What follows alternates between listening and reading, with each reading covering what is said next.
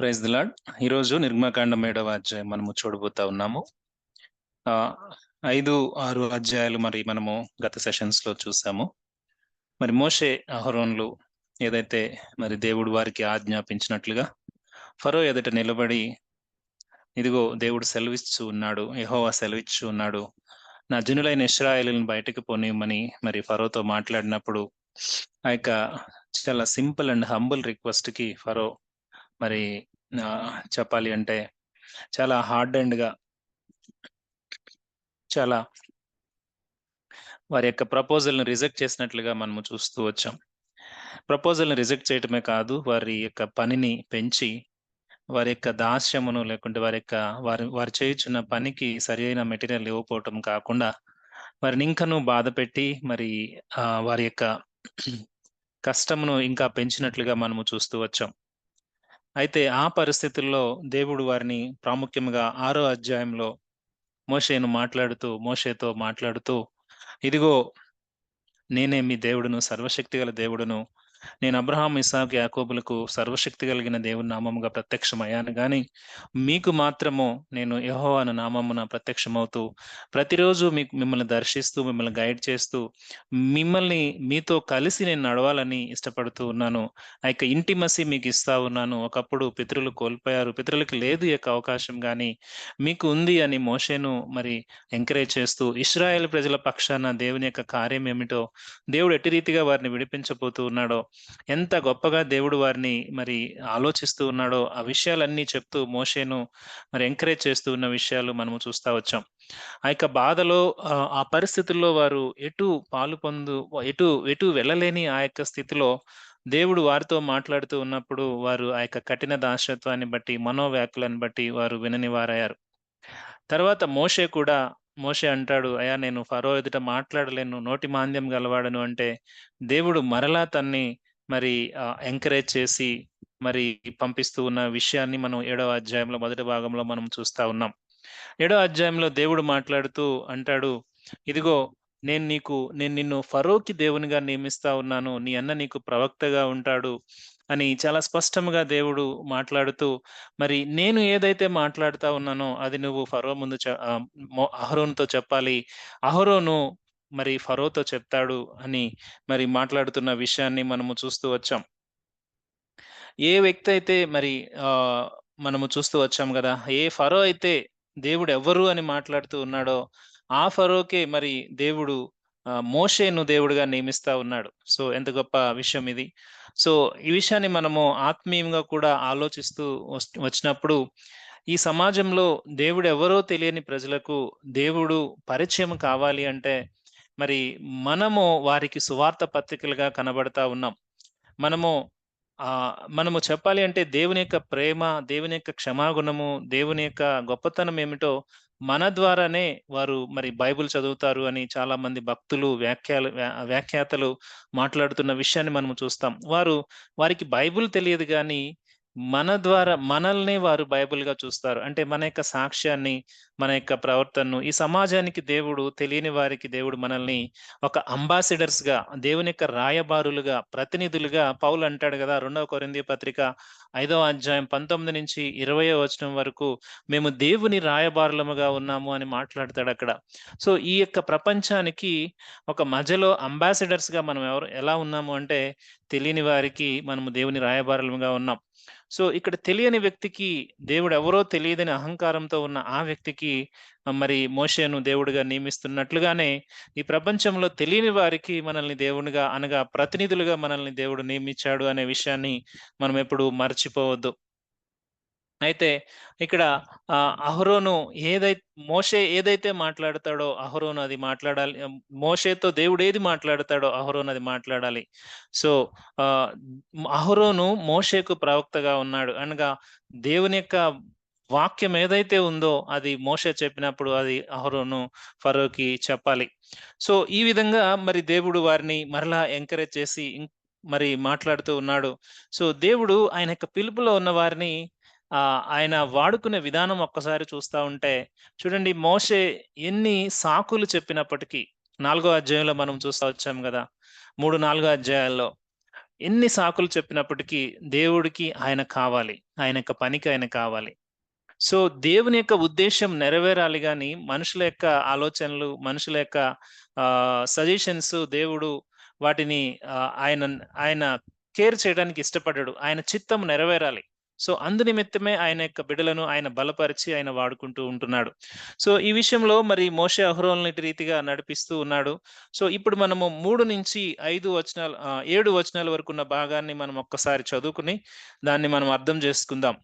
అయితే నేను ఫరో హృదయమును కఠినపరచి ఐగుప్తు దేశంలో నా సూచక్రియలను నా మహత్కార్యములను విస్తరింపజేసేదను. ఫరో మీ మాట వినడు గాని నేను నా చెయ్యి ఐగుప్తు మీద వేసి గొప్ప తీర్పుల చేత నా సేనలను ఇశ్రాయేలీలైన నా ప్రజలను ఐగుప్తు దేశంలో నుండి వెలుపలికి రప్పించెదను. నేను ఐగుప్తు మీద నా చెయ్యి చాపి ఇశ్రాయేలీలను వారి మధ్య నుండి రప్పింపగానే నేను యెహోవానని ఐగుప్తీయులు తెలుసుకొందురనెను. మోషే అహరోనులు యెహోవా తమకు ఆజ్ఞాపించినట్లు చేసిరి. అలాగుననే చేసిరి. వారు ఫరోతో మాట్లాడినప్పుడు మోషేకు 80 ఏండ్లు, అహరోనుకు 83 ఏండ్లు. దేవుడు మోషే అహరోనులను మరి ఫరో దగ్గరికి పంపిస్తూ నేనేదైతే చెప్తూ ఉన్నానో అది మీరు చెప్పాలి. నా జనులైన ఇశ్రాయేలీలను దేశంలో నుంచి వెలుపలికి పోనీయాలి అని మరలా మీరెళ్ళి చెప్పాలి. ఒక్కసారి ఫెయిల్ అయినప్పటికీ మరలా అదే చెప్పాలి. బికాజ్ దేవుని యొక్క చిత్తము, దేవుని యొక్క విల్లు మారదు. సో, అది మనుషులకు అది ఫెయిల్యూర్‌గా కనిపించొచ్చు గానీ, దేవుడు అంటూ ఉన్నాడు గదా! 6వ అధ్యాయంలో బలమైన హస్తము చాచి అతడే మిమ్మల్ని తోలివేస్తాడు. బలమైన హస్తము చేతనే అతడు దేశంలో నుంచి తోలివేస్తాడు. ఈ యొక్క సందర్భంలో ఫెయిల్యూర్ అయిన సందర్భంలో అది చాలా ఎగతాళిగా లేకుంటే అపహాస్యంగా మాట మనకి కనిపిస్తది. ఏంటి ఒక్కసారి ఫెయిల్ అయిన దగ్గర మరలా ఎళ్లి దేవుడు అదే మాట చెప్పమంటూ ఉన్నాడని. కానీ దేవుడు అంటూ ఉన్నాడు, మీరు వెళ్లి మరలా అదే మాట చెప్పాలి. ఆ మాట కొరకు మరలా మిమ్మల్ని నేను ఎంకరేజ్ చేసి పంపిస్తూ ఉన్నానని చెప్తూ 3వ వచనంలో ఇప్పుడు మనము చదువుకున్నట్లుగా ఫరో హృదయము కఠినపరచి, నేను ఫరో హృదయము కఠినపరచి అనే మాటను దేవుడు చెప్తూ ఉన్నాడు. ఫరో హృదయము దేవుడు కఠినపరిచాడా? ఫరో కఠినపరుచుకున్నాడా? అనే విషయాన్ని మనము జాగ్రత్తగా ఇంతకు ముందే మనము చూసాం 4వ అధ్యాయంలో. ఇదే మాట దేవుడు అక్కడ చెప్తూ ఉన్నప్పుడు 21వ వచనంలో కూడా అతని హృదయమును కఠినపరచెదను. దేవుడు అతని హృదయాన్ని ఎక్కడ కఠినపరిచాడు అంటే, దేవుని యొక్క మాటకు తను వ్యతిరేకంగా ఉన్నాడు. అలాగే ఇశ్రాయేలీయులకు వ్యతిరేకంగా ఉన్నాడు. తన యొక్క సొంత విషయం, తన యొక్క సొంత మనస్సు ఏదైతే అంటే తన యొక్క ఓన్ విల్, తన యొక్క సొంత చిత్తం ఏదైతే చెప్తా ఉందో దానికి తను ఇష్టపడుతూ ఉన్నాడు. లేకుంటే దేవుని యొక్క మాటకు వ్యతిరేకంగా ఉన్నాడు. ఇశ్రాయేలుకి వ్యతిరేకంగా ఉన్నాడు. అతని దృష్టిలో ఏదైతే ఉందో దేవుడు దాన్ని ధృవీకరించాడు. ఇనీషియల్‌గా దేవుడు చాలా చిన్న రిక్వెస్ట్ ద్వారా మోషే అహరోనులను పంపించాడు. అయ్యా, యెహోవా దేవుడు సెలవిస్తా ఉన్నాడు, హెబ్రీలను 3 రోజుల పాటు అరణ్యంలో వారు వెళ్లి మరి ఆ యొక్క బలి అర్పించడానికి సమయం ఇవ్వు అంటే ఫరో ఒప్పుకోలేదు. చాలా హంబుల్ రిక్వెస్ట్‌కి ఒప్పుకోలేదు. దాన్ని రిజెక్ట్ చేశాడు. సరికదా ఆ యొక్క ప్రాబ్లమ్ ఇంకా వారికి పెంచాడు. సో, ఇప్పుడు ఏదైతే ఫరో యొక్క హృదయంలో ఆ యొక్క ఈవిల్ థాట్ ఏదైతే ఉందో, ఆ యొక్క ఆహ్, ఆ యొక్క దుష్ట హృదయం ఏదైతే ఉందో దాన్ని దేవుడు బలపరుస్తూ ఉన్నాడు. ఈ విషయాన్ని మనం జాగ్రత్తగా ఆలోచించుకోవాలి. దేవుడు ప్రతి వ్యక్తికి ఈ యొక్క ప్రపంచంలో స్వేచ్ఛ ఇచ్చాడు. ఆయన స్వేచ్ఛ ఇచ్చినప్పుడు ఆయన బయలుపరుచుకుంటూ ఉంటాడు. ఇప్పుడు ఫరోకి ఆయన దేవునిగా బయలుపరుచుకుంటూ ఉన్నాడు. చెప్పినప్పుడు వినట్లేదు. ఎవరు దేవుడని మాట్లాడుతా ఉన్నాడు. నేనే దేవుడినన్నట్లుగా ఆ సమయంలో గొప్ప అధికారము, అహంకారము లేకుంటే గొప్ప బలము, తన యొక్క స్టేటస్ వీటన్నిటిని బట్టి ఆయనకి దేవుడు ప్రత్యక్షపరుచుకుంటూ తన కార్యాలు బయలుపరుచుకోవాలని లేకుంటే తనను తాను ప్రత్యక్షపరుచుకోవాలని చూస్తూ ఉన్నప్పుడు మనుషులు ఇటువంటి అహంకార ధోరణిలో వెళ్ళినప్పుడు దేవుడు వాటిని ధృవీకరిస్తాడు. దేవుడు ఎప్పుడు కూడా మనిషి యొక్క స్వేచ్ఛను హరించే దేవుడు కాదు. మనకి తెలుసు. దేవుడు మనకెంత స్వేచ్ఛనిచ్చాడో. అప్పటికి ఇప్పటికి ఆదాము నుంచి ఇప్పటి వరకు రాబో కాలం వరకు కూడా దేవుడు ఆయన స్వేచ్ఛనిచ్చి ఆయన హృదయపూర్వకంగానే ఆయన వైపు తిరగాలని ప్రతి వ్యక్తి పట్ల ఆయన్ని బయలుపరుచుకుంటూ ఉంటాడు. ఆయన సత్యం ఏంటో బయలుపరుస్తూ ఉంటాడు. ఆయన మాట ఏంటో బయలుపరుస్తూ ఉంటాడు. సో, ఎప్పుడు ఈ మాట ప్రాముఖ్యంగా మనం జ్ఞాపకం చేసుకోవాలి. ఒక్కసారి రోమా పత్రిక మనము చూసినట్లయితే పౌలు ఈ విషయాన్ని చెప్తూ ఇంతకుముందు ఆయన ఎంతగా బయలుపరుచుకున్నాడో, కానీ వారు దేవుణ్ణి ఎట్లా వారు చూశారు అనే విషయాన్ని, అంతకు ముందున్న విషయాలు అక్కడ మాట్లాడతాడు. రోమాపత్రిక 1వ అధ్యాయము 24-28 వరకు, ఒక్కవేళ మీకు వీలైతే 1వ అధ్యాయం 18 నుంచి కూడా చదివితే బావుంటుంది. కానీ ప్రస్తుతం మనం సమయాన్ని బట్టి 24-28 వరకు మనము చూస్తే, ఈ హేతువు చేత వారి హృదయములు దురాశలను అనుసరించి తమ శరీరములను పరస్పరము అవమానపరుచుకున్నట్లు దేవుడు వారిని అపవిత్రతకు అప్పగించెను. అట్టి వారు దేవుని సత్యమును అసత్యమునకు మార్చి సృష్టికర్తకు ప్రతిగా సృష్టమును పూజించి సేవించిరి. యుగముల వరకు ఆయన స్తోత్రార్హుడై ఉన్నాడు. దేవుడు ఆయన బయలుపరుచుకుంటూ ఉన్నప్పుడు వాళ్ళేం చేశారంట, తమ హృదయంలో ఉన్న దురాశలు, తమ శరీరంలో ఉన్న దురాశలు, వారు ఏదైతే అనుకుంటూ ఉన్నారో దాన్ని చేస్తానే ఉన్నారు. అప్పుడు ఏం చేశాడు దేవుడు వారిని?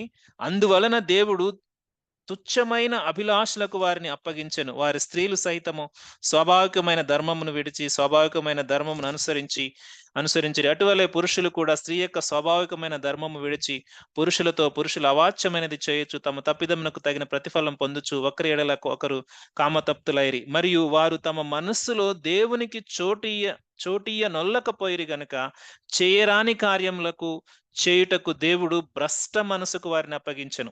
వారు ఏం చేస్తా ఉన్నారంట? దేవుని యొక్క మాటను లక్ష్య పెట్టలేదు. అక్కడ చాలా ఉదాహరణలు, చాలా సంగతులు పౌలు మరి ఉదాహరిస్తూ చెప్తూ ఉన్న మాటలు మనం చూస్తాం. అయితే ఇక్కడ రాయబడిన మాట ప్రకారము వారు దేవుని యొక్క మాటకు వారు చోటియలేదు. దేవుని యొక్క మాటకు వారు చోటియలేదు. వారు చోటియకపోవటం వల్ల దేవుడు వారిని భ్రష్ట మనసుకు వారిని అప్పగించాడంట. ఇక్కడ ఫరోను కూడా అంతే. ఫరో యొక్క హృదయాన్ని కూడా దేవుని యొక్క మాటకు, దేవుని యొక్క రిక్వెస్ట్లు ఏదైతే వస్తా ఉన్నాయో వాటన్నిటికీ ఎక్కడ కూడా లెక్క చేయట్లేదు. లెక్క చేయనప్పుడు దేవుడు ఏం చేశాడు? తన హృదయంలో ఏదైతే ఆలోచిస్తూ ఉన్నాడో దాన్ని బట్టి తన హృదయాన్ని కఠినపరుస్తూ ఉన్నాడు. ఇక్కడ దేవుడు ఫరో హృదయాన్ని కఠినపరిచాడు అంటే, ఫరో ఆ విధంగా ఉండాలని ఇష్టపడుతూ ఉన్నాడు. దేవుని మాటకు చోటు ఇయ్యకుండా ఆ విధంగా ఉండాలని ఇష్టపడుతూ ఉన్నాడు కనుక దేవుడు దాన్ని బలపరుస్తూ ఉన్నాడు. అనగా అల్టిమేట్ గా దేవుని యొక్క సార్వభౌమత్వంలో మంచినైనా చెడునైనా అనుమతించేది దేవుడే. ఒక మనిషి యొక్క తన యొక్క డెసిషన్ బట్టి తనకి అన్ని విధాలుగా దేవుడు తను బయలుపరుచుకుంటున్న ఆ మనసులో చోటు ఇవ్వకపోతే దేవుడు ఎంతో ప్రయత్నిస్తాడు ఆ వ్యక్తి దగ్గరికి రావటానికి. ఆ వ్యక్తి కొరకు దేవుడు చేసిన కార్యాన్ని బయలుపరచడానికి దేవుడు ఎంతో ప్రయత్నిస్తూనే ఉంటాడు. ఎన్ని విధాలుగా అంటే ఎన్ని అవకాశాలు ఇస్తాడో తెలియదు. కొంతమందికి ప్రాణాపాయం తప్పించి ఆ సమయంలో మాట్లాడతాడు. కొంతమందికి ప్రమాదాల్లో తప్పించి మాట్లాడతాడు. కొంతమందికి సువార్త ద్వారా మాట్లాడతాడు. కొంతమందిని అనారోగ్యం ద్వారా మాట్లాడతాడు. ఆ సమయంలో మేలు పొందుకుని పక్కకు వెళ్ళిపోతారు. ఆ దేవునికి చోటు ఇవ్వకుండా పక్కకు వెళ్ళిపోయినప్పుడు దేవుడు ఏమంటాడంటే, నేను అవకాశం ఇచ్చాను, వారు పొందుకోలేదు గనుక నేను వారి యొక్క ఓన్ విల్లుకే నేను వదిలేస్తా ఉన్నాను. వారి యొక్క సొంత చిత్తానికే వదిలేస్తా ఉన్నాను. ఇక్కడ ఫరో హృదయాన్ని కఠినపరిచే రీజన్ కూడా అదే. దేవుడు కఠినపరుస్తూ ఉన్నాడు, ఫరో ఇష్టపడుతూ ఉన్నాడు. ఈ మాటను జాగ్రత్తగా గమనించాలి. ఫరో దేవుని యొక్క మాటకు తన హృదయంలో చోటు ఇవ్వకుండా తన సొంత చిత్తానికి ఇష్టపడుతూ ఉన్నాడు. దేవుడు దాన్ని బట్టి తన హృదయాన్ని కఠినపరుస్తూ ఉన్నాడు. సో దేవుడు అంటూ ఉన్నాడు 3వ వచనంలో, నేను ఫరో హృదయాన్ని కఠినపరిచి ఐగుప్తు దేశంలో నా సూచక క్రియలను, నా మహత్కార్యములను విస్తరింపజేసేదను. కారణం ఏమిటి అంటే, ఐగుప్తు దేశంలో ఈ యొక్క వండర్స్, ఈ యొక్క సైన్స్ లేకుంటే వండర్స్ ని చేయటానికి, ఆ యొక్క ప్లేగులు, ఆ తెగుళ్ళు పంపించడానికి కారణం ఏంటంటే ఫరోనే. దేవుడు అంటా ఉన్నాడు, విస్తరింపజేస్తాను అంటా ఉన్నాడు. మేబీ బహుశా తన హృదయం కఠినపరచబడకపోతే ఈ ప్రమాదాలన్నీ తప్పేయేమో, ఐగుప్తు ప్రజలందరూ కాపాడబడేవారేమో. కానీ ఎలా ఉండిందంటే ఇది ఫరో తన యొక్క హృదయం కఠినపరచబడిన కారణాన్ని బట్టి ఇవి మల్టిప్లై అయ్యాయి అనే విషయాన్ని మనము జాగ్రత్తగా గమనించాలి. సో దేవునికి తెలుసు ఫరో హృదయము కఠినపరచబడుతుంది. ఫరో యాక్సెప్ట్ చేయడు. దేవుడు అక్కడ ఆయన యొక్క హస్తము చాపి ఐగుప్తు దేశాన్ని ఆయన ఆ యొక్క తెగుళ్ళ చేత బాధించాలి. ఈ విషయాలన్నీ దేవునికి సర్ప్రైజ్ ఏం కావు. కానీ అక్కడున్న మోషే అహరోనులకు ఈ యొక్క పరిస్థితుల్లో వెళ్ళి మాట్లాడాలి అంటే ఇది మరలా సర్ప్రైజే కదా. సో అందుకే దేవుడు గుర్తు చేస్తా ఉన్నాడు. ఫరో ఈ విధంగా యాక్సెప్ట్ చేయడు గాని, నేను ఈ యొక్క తెగుళ్ళన్నీ విస్తరింపజేస్తాను. అప్పుడు ఏం చెప్తూ ఉన్నాడంటే చూడండి, ఫరో మీ మాట వినడు కానీ, నేను నా చెయ్యి ఐగుప్తు మీద వేసి గొప్ప తీర్పుల చేత నా సేనలను, ఇశ్రాయేలీయులైన నా ప్రజలను ఐగుప్తు దేశంలో నుండి వెలుపలికి రప్పించెదను. నేను ఐగుప్తు మీద నా చెయ్యి చాపి ఇశ్రాయేలీయులను వారి మధ్య నుండి రప్పింపగానే నేను యెహోవానని ఐగుప్తీయులు తెలుసుకొందురు. నేను యెహోవానని ఐగుప్తీయులు తెలుసుకొందురు. ఇప్పుడు దేవుని యొక్క ప్లాన్ ఏంటంటే, ఈ యొక్క ఈ యొక్క తెగుళ్ళ ద్వారా, ఈ యొక్క సూచక్రియల ద్వారా, ఈ యొక్క అద్భుతాల ద్వారా ఐగుప్తీయులు దేవుణ్ణి తెలుసుకోవాలి. ఐగుప్తీయులు దేవుని తెలుసుకోవాలి. ఫరో అంటా ఉన్నాడు కదా! దేవుడెవరో నాకు తెలీదు. ఐగుప్తీయులు కూడా దేవుని తెలుసుకోవాలి. దేవుని యొక్క గొప్పతనం ఏమిటో వారు అర్థం చేసుకోవాలి. సో, ఈ సేమ్, సేమ్ ప్లాన్ ఒక విధంగా మనం ఆలోచన చేస్తే, ఒక్కసారి నేను ఆత్మీయమైన కోణంలోనికి వెళ్తా ఉన్నాను. దేవుడు ఆ జనులు దేవుణ్ణి తెలుసుకోవాలి. దేవుడెవరో తెలీదని మాట్లాడుతున్న ఆ రాజైనా, ఆ ప్రజలైనా దేవుని తెలుసుకోవాలని దేవుడు ఎంత ఇష్టపడుతూ ఉన్నాడో, ఈరోజు సమాజం కూడా ఈ యొక్క ఆహ్, ఈ యొక్క సంఘము ద్వారా, సంఘము ద్వారా దేవుణ్ణి తెలుసుకోవాలని దేవుడు ఎప్పుడు ఇష్టపడతాడు. సో, ఆ మాట పౌలు భక్తుడు అద్భుతంగా రాస్తాడు. ఒక్కసారి మరలా మిమ్మల్ని కొత్త నిబంధన గ్రంథంలోనికి ఒకసారి నేను తీసుకెళ్ళాలని ఇష్టపడతా ఉన్నాను. ఎఫెసీయులకు రాసిన పత్రిక 3వ అధ్యాయము ఒక్కసారి మనము చూస్తే 10, 11 అనగా 8-11 వరకు కలిపి రాయబడ్డాయి. కానీ మనం ఒక్కసారి 8 నుంచి చదువుదాం.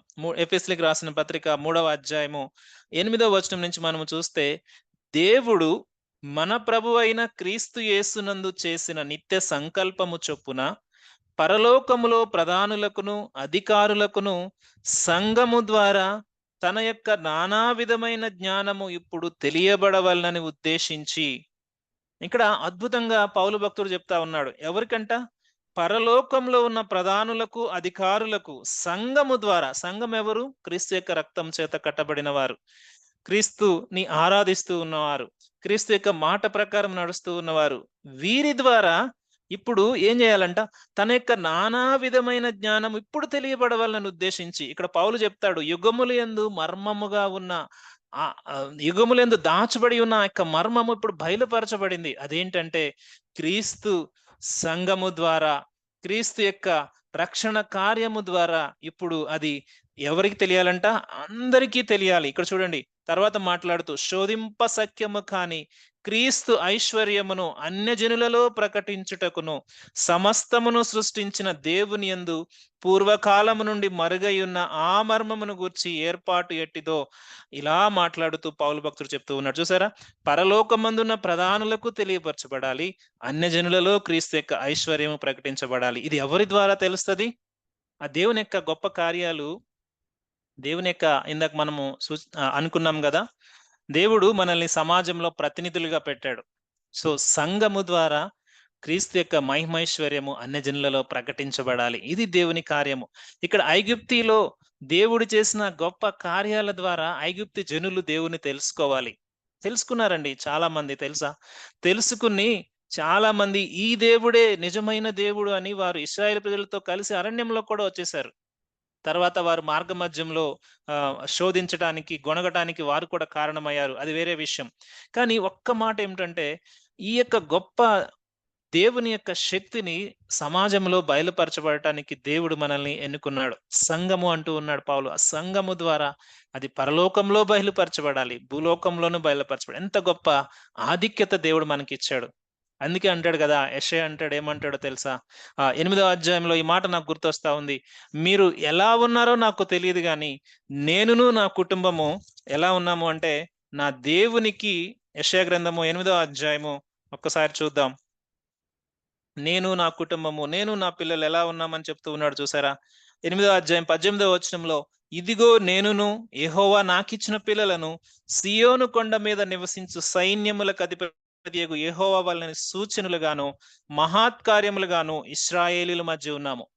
అబ్బా, ఎంత గొప్ప మాట!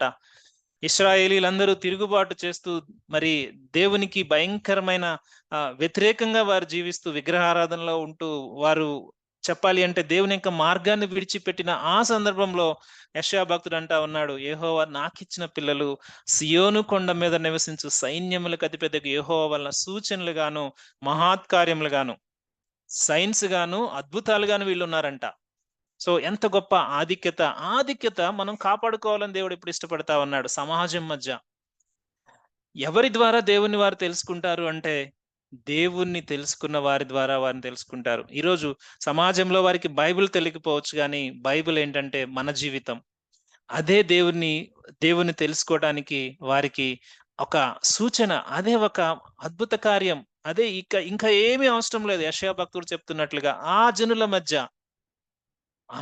మధ్య పౌలు భక్తుడు చెప్తున్నట్లుగా అన్యజనుల మధ్య క్రీస్తు ఐశ్వర్యమును ప్రకటించుటకు, క్రీస్తు యొక్క ప్రేమను ప్రకటించుటకు, క్రీస్తుని దగ్గరకు నడిపించుటకు మనం ఎలా ఉన్నాం? ఒక సూచనలుగా, మహత్కార్యములుగా ఉన్నాం. ఇక్కడ దేవుడు అంటా ఉన్నాడు, ఈరు ఫరో వినడు. ఫరో హృదయం కఠినపరచబడుతది. ఐగుప్తీయులు ఫరోని ఫాలో అవుతారు. కానీ ఒక రోజు వస్తది. ఆ రోజు వీళ్ళందరూ తెలుసుకుంటారు. ఎప్పుడో తెలుసా?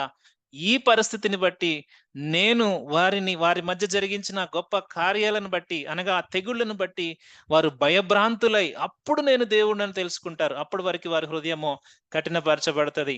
సో, దేవుడు ఈరోజు ఆత్మీయంగా మాట్లాడుతా ఉన్నాడు. మనము ఇట్టి రీతిగా సమాజం మధ్యలో మన యొక్క జీవితాన్ని ఉండాలి అని దేవుడు ఇష్టపడుతూ ఉన్నాడు. సో, ఈ ఐగుప్తికి ఇచ్చిన ఇన్విటేషన్ మనము చూసాం గదా! దేవుడు చెప్పినట్టుగా ఆయన తెలుసుకుంటారు అని చెప్పినట్లుగానే చాలా మంది దేవుణ్ణి వెంబడించారు. అనగా ఇశ్రాయేల్ ప్రజలను వెంబడించి వచ్చేసారండి. వచ్చేసిన తర్వాత వారు చాలా గొణగటానికి, సనగటానికి కారణమయ్యారు. మనం చూసాం. సో, 7వ వచనంలో ఇట్లా దేవుడు చెప్తున్నప్పుడు ఇక్కడ అద్భుతమైన విషయం మోషే ఇక్కడ గుర్తు చేస్తా ఉన్నాడు. 7వ వచనంలో వారు ఫరోతో మాట్లాడినప్పుడు మోషేకు 80 ఏండ్లు, అహరోనుకు 83 ఏండ్లు. సో, మేబీ బహుశా తన యొక్క వయసును అక్కడ రాయాలని మోషే ఇష్టపడి ఉండవచ్చు. కానీ అబ్సల్యూట్‌గా చూస్తే 80 సంవత్సరాల వయసంటే ఏంటండి అది? Retirement age. రిటైర్మెంట్ ఏజ్ దాటిపోయి ఇంకొక 20 సంవత్సరాలు మన భాషలో చెప్పుకోవాలంటే. కానీ ఆ సమయంలో దేవుని సేవ కొరకు సిద్ధపడుతున్న ఇద్దరు యవ్వనస్తులు మనం చూస్తా ఉన్నాం. యవ్వనస్తులని ఎందుకంటూ ఉన్నానంటే వారి యొక్క కమిట్మెంట్, వారి యొక్క తెగువ, వారి యొక్క శక్తి మరి ఈరోజు యవ్వనస్తులంగా ఉన్న మనకి లేదు. మనము 30లోనే ముసలివాళ్ళం అయిపోయాం. వాళ్ళు 80లో శక్తి కలిగి ఉన్నారు.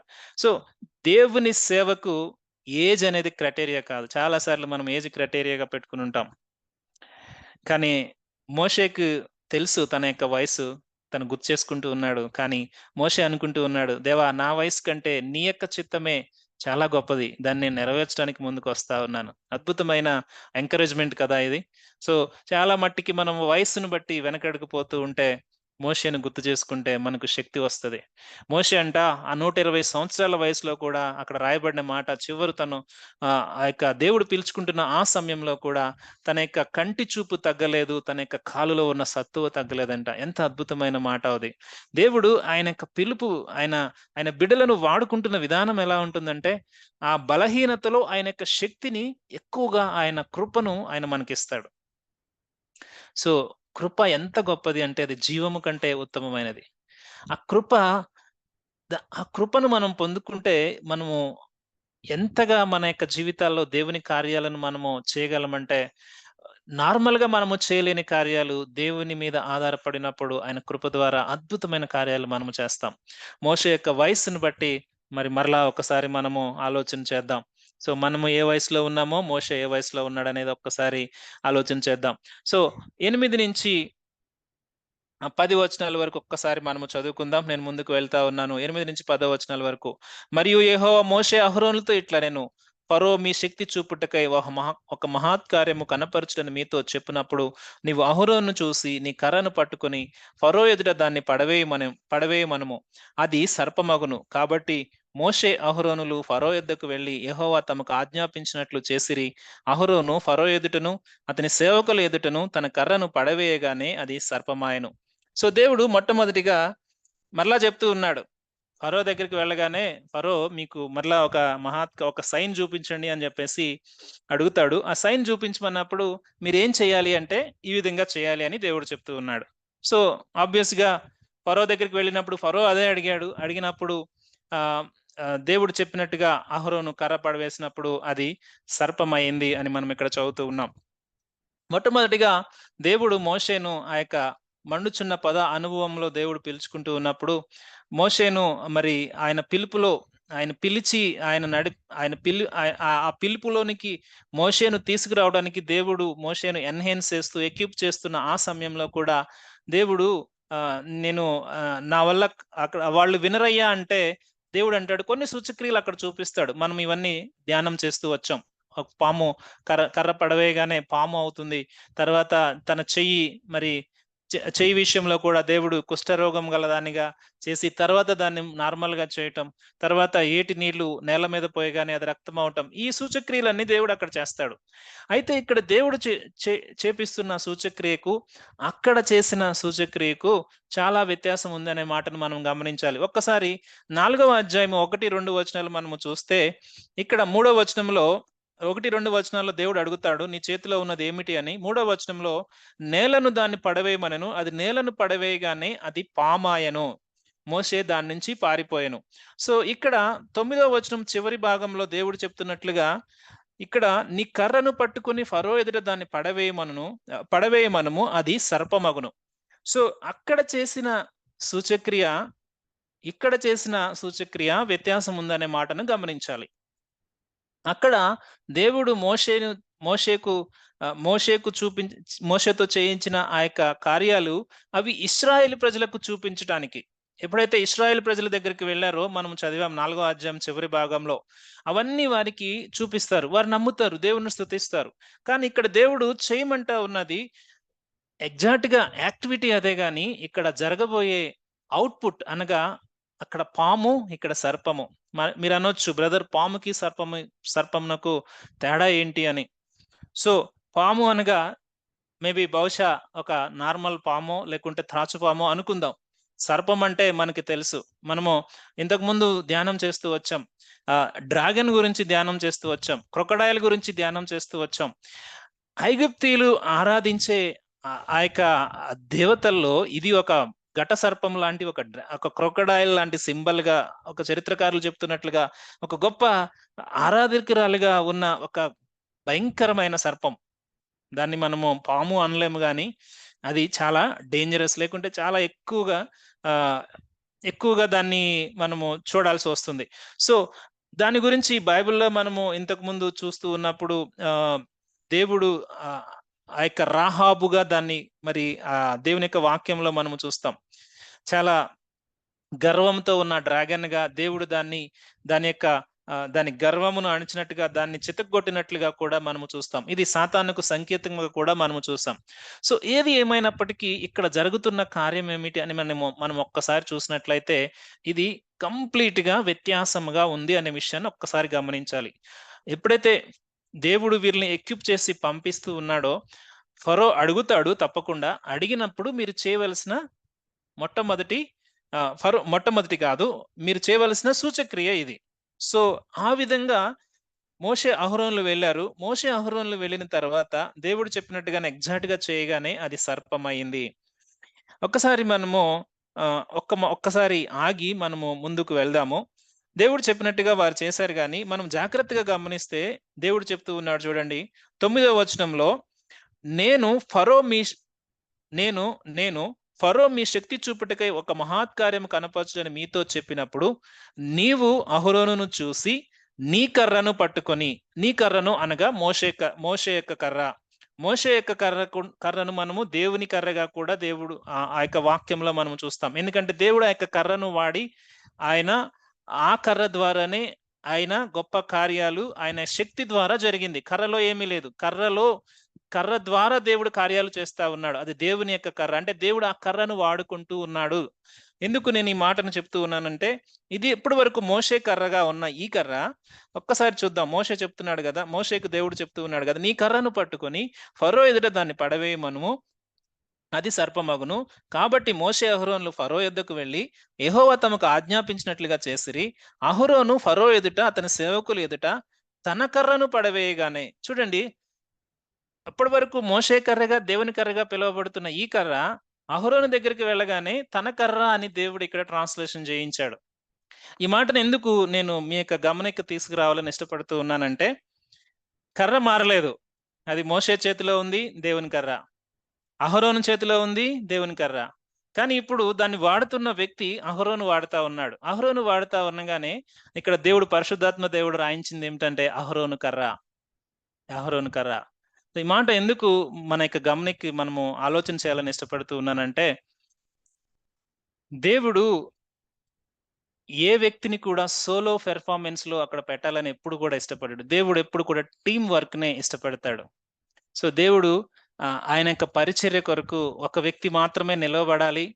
మిగిలిన వారు పరిచర్యలో వాడబడకూడదనేది దేవుని యొక్క కార్యమైతే కాదు. దేవుడు అందుకే ఆయన 12 మందిగా ఏర్పరిచాడు. 70 మందిగా ఏర్పరిచాడు. 120 మందిగా ఏర్పరిచాడు. చెప్పాలి అంటే వారు అపోస్తలులు అలా వృద్ధి పొందుతూ వచ్చారు. సోలో పెర్ఫార్మన్స్ ఎక్కడా ఉండదు. మనము చూస్తే పౌలు గారి పరిచర్యను మనము చూసినా, దేవుని యొక్క మాదిరిలో పరిచర్య చేసిన మిషనరీలు మనము చూసినా, ఎక్కడ కూడా ఎవరు కూడా ఘనతను వారు తీసుకోవడానికి ఇష్టపడరు. దేవుని యొక్క ఘనతను వారు తీసుకోవడానికి ఇష్టపడరు. ఎందుకు ఈ మాటను వాక్య రూపకంగా మనం ఎప్పుడు నేర్చుకోవాలి అంటే, మనకెప్పుడైనా సంగతులు ఎదురవుతా ఉన్నప్పుడు మనకు అర్థమైపోవాలి. ఇది సత్యమా? అసత్యమా? వీరు గొప్ప చెప్పుకుంటూ ఉన్నారా? లేకుంటే ఇది ఆహ్, ఇది ఇది గొప్ప చెప్పుకుంటూ ఉన్నారా? లేకుంటే వాక్య ప్రకారంగా నడుస్తూ ఉన్నారనేది ఆ వ్యత్యాసము మనం గమనించగలుగుతూ ఉండాలి. దేవుడు ఎప్పుడు కూడా ఆయన సహచరులుగా మనమందరం ఉండాలని ఇష్టపడుతూ ఉన్నాడు. దేవుడు కేవలం ఆయనతో పాటు ఎవరైతే సహవాసం చేశారో వారినే శిష్యులుగా ఉండమన్నాడా?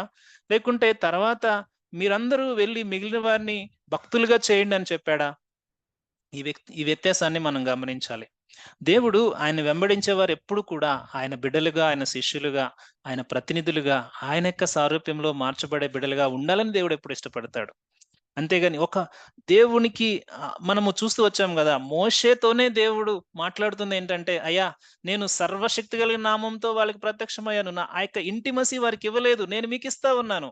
సో, మీరు పొందుకోండి" అంటా ఉన్నాడు దేవుడు వాళ్ళతోనే. ఆ పాత నిబంధన కాలంలోనే, ఆ ధర్మశాస్త్ర యుగంలోనే అట్లా మాట్లాడినప్పుడు, ఈ కృపాయుగంలో దేవుడు ఇంకెంత కోరుకుంటాడు ఆయనతో పాటు ఆ యొక్క ఇంటిమసీ. దేవుడు అదే కోరుకుంటా ఉన్నాడు మనతో. సో, ఇక్కడెప్పుడు కూడా సోలో వర్క్ అనేది it is absolutely against to the God's will. ఇదెప్పుడు గుర్తుపెట్టుకోవాలి. దేవుడు వేరు వేరు కృపావరాల ద్వారా దేవుడు మనలందరిని బలపరుస్తా ఉన్నప్పుడు మనం వాడబడాలి. సో, ఇది అహరోను కర్ర అయింది. అంత మాత్రాన ఆ కర్రలో ఏమీ లేదు. దేవుడు ఎవరు వాడతారో ఆహ్, వ్ ఎవరు ఆ కర్రను ఇన్‌స్ట్రుమెంట్‌ని ఆ సమయంలో వాడతారో దాని ద్వారా దేవుడి కార్యాలు జరుగుతాయి. దేవుని యొక్క శక్తి ద్వారా జరుగుతదది. సో, నేను మాట్లాడుతూ ఉన్నానంటే నేను గొప్ప కాదు. దేవుని యొక్క ఆత్మ కార్యాలు, దేవుని యొక్క కృపావరాలు. అంతేగాని ఏ మనిషికి కూడా ప్రాధాన్యత మనము ఇవ్వడానికి వీల్లేదు. సో, దేవుడు ఈ కార్యాన్ని, ఈ యొక్క డిఫరెన్స్‌ని మనము జాగ్రత్తగా గమనించాలి. చాలా జాగ్రత్తగా గమనించాలి. అయితే ఎప్పుడైతే, ఎప్పుడైతే మరి అహరోను తన కర్రను పడవేయగానే అది సర్పమయిందో సర్పమైందో వెంటనే ఏం చేశారంట 11-13 వరకు చదువుకుందాం. అప్పుడు ఫరో తన విద్వాంసులను, మంత్రజ్ఞులను పిలిపించెను.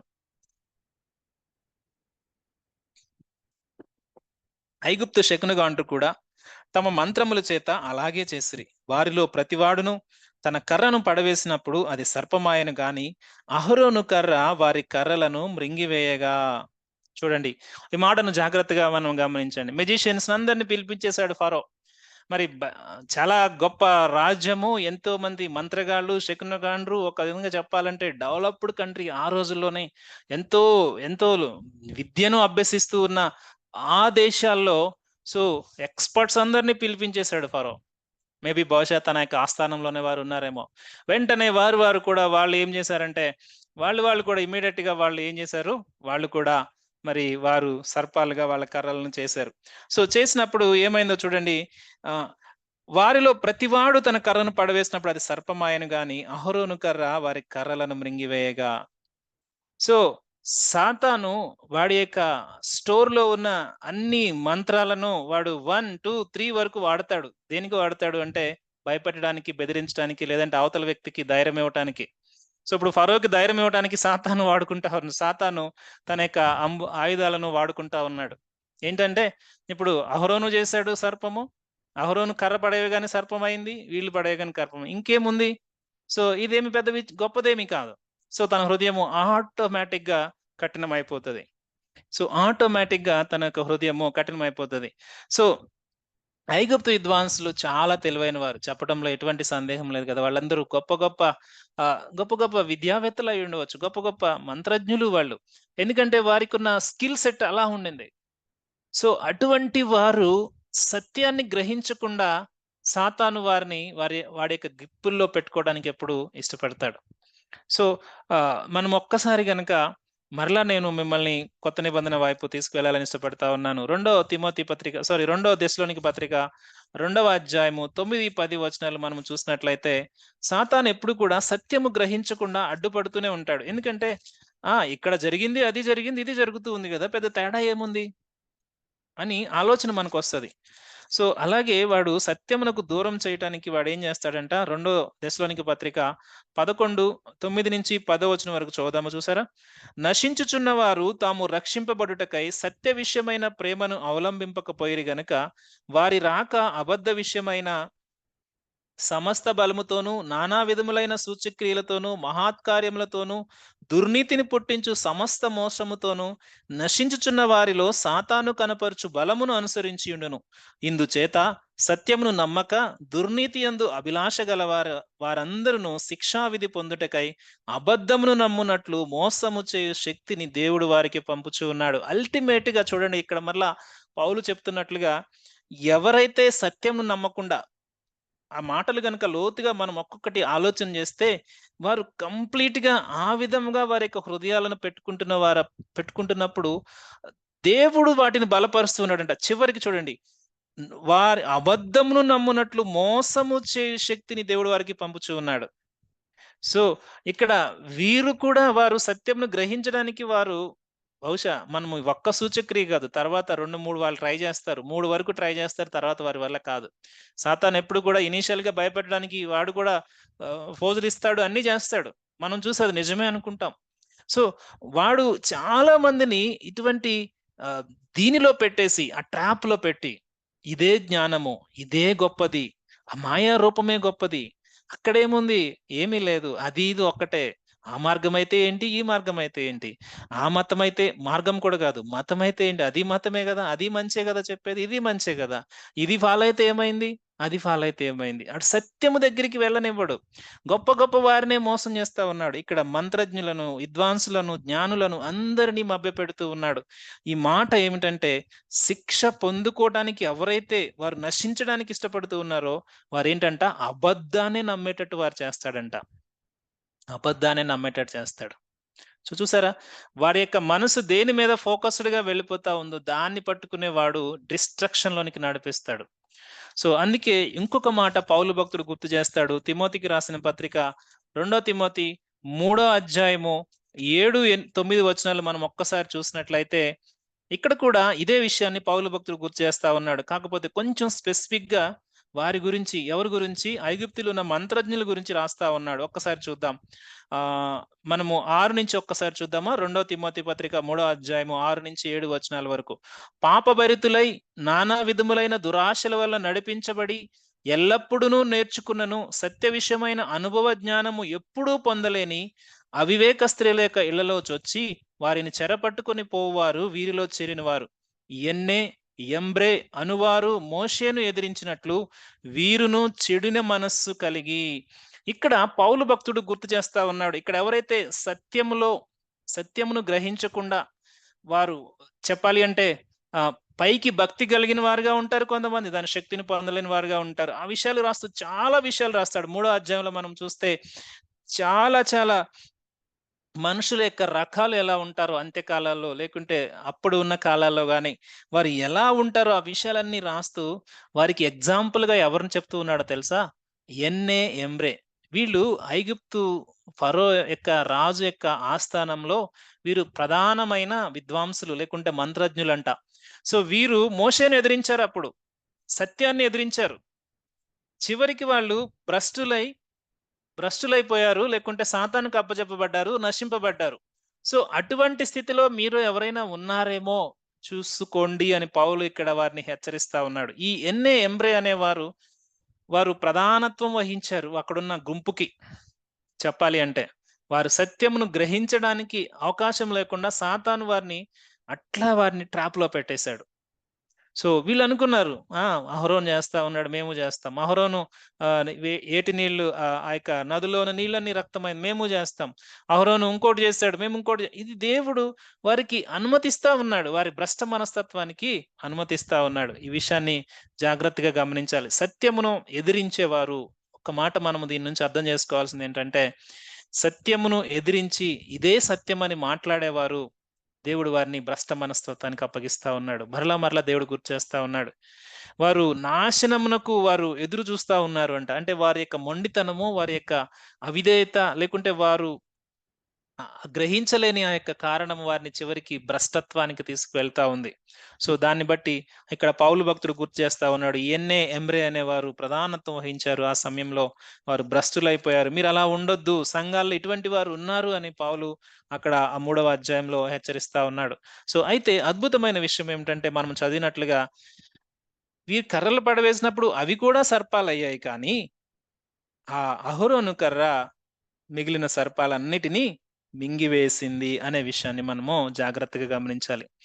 సో, వీరి యొక్క దేవుడు ఆయన వర్క్ చేస్తున్న ఒక్కొక్క విషయాన్ని మనం ఆలోచన చేస్తే, వారి యొక్క దేవతగా వారు ఆరాధిస్తూ ఉన్న ఆ యొక్క మహా ఘట సర్పముగా పిలువబడుతున్న ఆ డ్రాగన్ లాంటి సింబల్‌గా ఉన్న ఆ యొక్క సర్పము అదే రీతిలో వాళ్ళు చేశారు. కానీ గాడ్స్ సుపీరియర్ పవర్ ఒక్కసారి మనం ఇక్కడ ఆలోచన చేస్తే it is very clear. It is very clear. ఆ సర్పము మిగిలిన సర్పాలన్నిటిని మింగివేసింది.